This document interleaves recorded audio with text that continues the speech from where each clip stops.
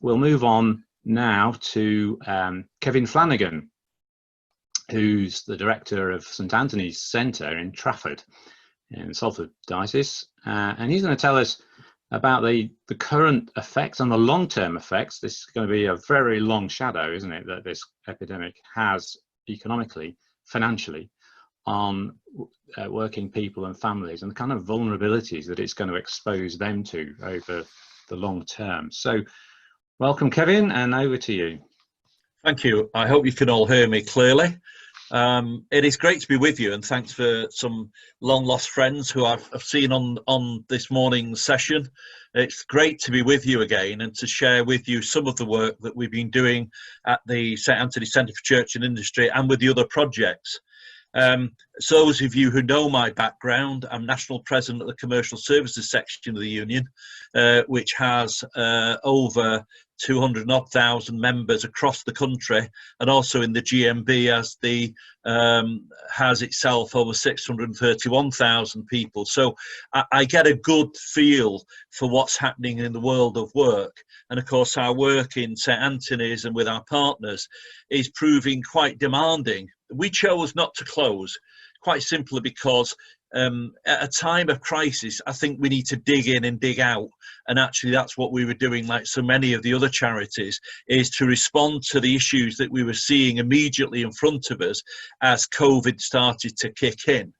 And what I want to do is to really just remind us of some of the issues that are there in the work. And I've actually shared 1 or 2 slides with you, partly hopefully to obscure my ugly face, but also to give you some thought.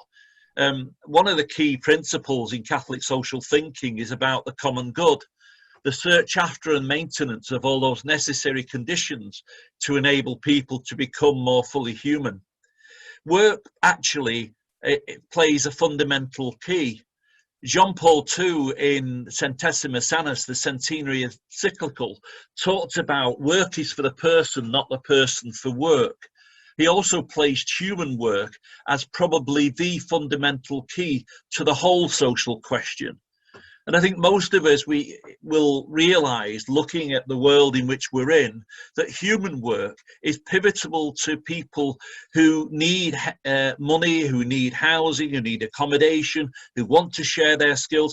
It is central. It is the key to so many things in our lives that human work has to be key to how we respond.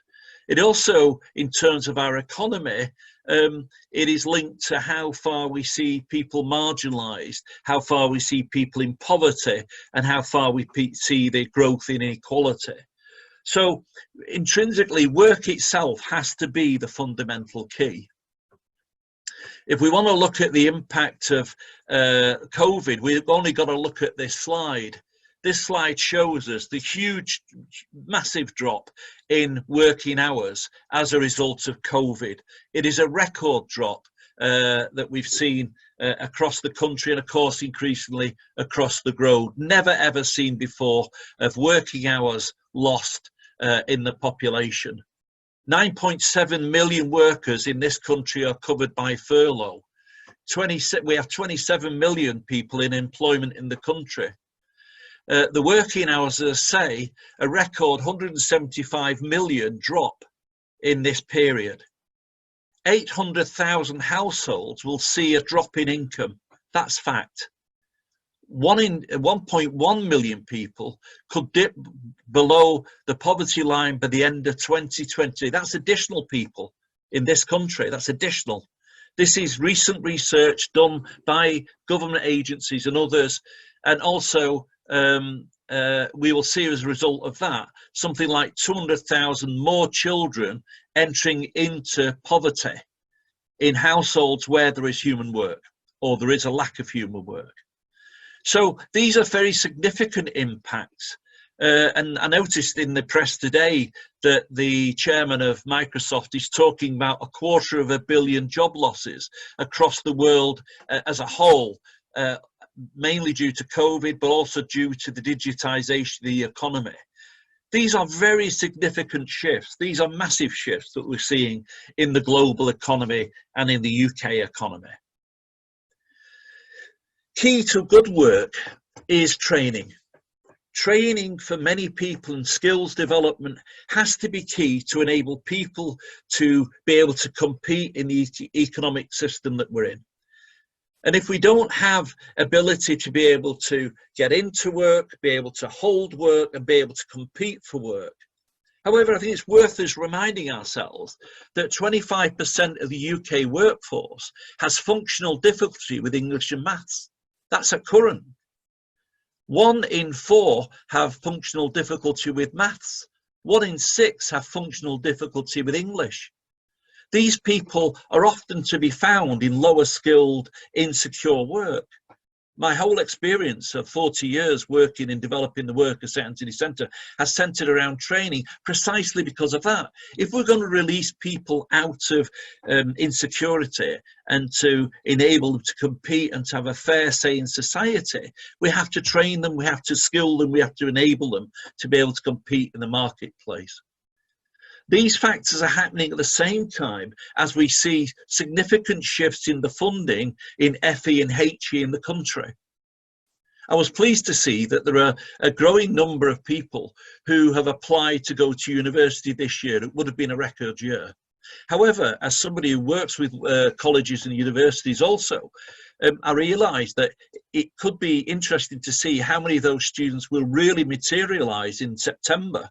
And increasingly I'm hearing that more students are actually putting in for a gap year or not, or are going to defer their entry for a year whilst they see what happens, because the whole social engagement of university is also lost if we're not gathering people together in the same way. In the last 20 years or so, or 10 years, we've seen a 20% drop in apprenticeships in this country. This is because employers will not invest in training. We're the lowest investors in training and apprenticeships in the whole of Europe. And the contribution from employers, even despite the fact that the government launched the apprenticeship levy and put the money in, employers are not even taking the money back out because they're not unwilling to invest the extra that is needed to support and sustain people in the employment and in the training that is required. They need 20% of time. Young people, we're launching an actual survey with the YSW and Caritas Salford to look at the whole impact of young people. Many young people are fundamentally in the areas where we are seeing the greatest impact. Areas like accommodation, food, arts, entertainment, recreation. This is where most of our young workforce are focused. 20% of workers aged 25 and under work in 2 of the primary sectors that are there. And therefore, what we've decided to do is to launch a questionnaire to try and look at the real needs of young workers themselves. Bearing in mind these young workers themselves, those under 35 who are also in this section, are also going to have family responsibilities. I'm seeing massive changes in the way in which employers are asking for job losses, very big changes. The first thing they're doing is cutting pay. The second thing they're doing is cutting hours. The third thing they're doing is cutting benefits at work. These are very significant changes that are impacting the workplace now in the negotiations we're involved in and the support we're trying to give. It's one of the reasons why we've launched so many different online seminars and responses using webinars and other things to help people through this very difficult period. So we're also going to see a dramatic change because those who are in insecure work now, who are displaced, will find it even harder to find work, quite simply because those in the other work, the skilled work, are also being laid off. So the competition for many of these key areas that did take people up with low skills is going to become quite fundamental and quite difficult over the next period. I think what's the challenge for us as a church?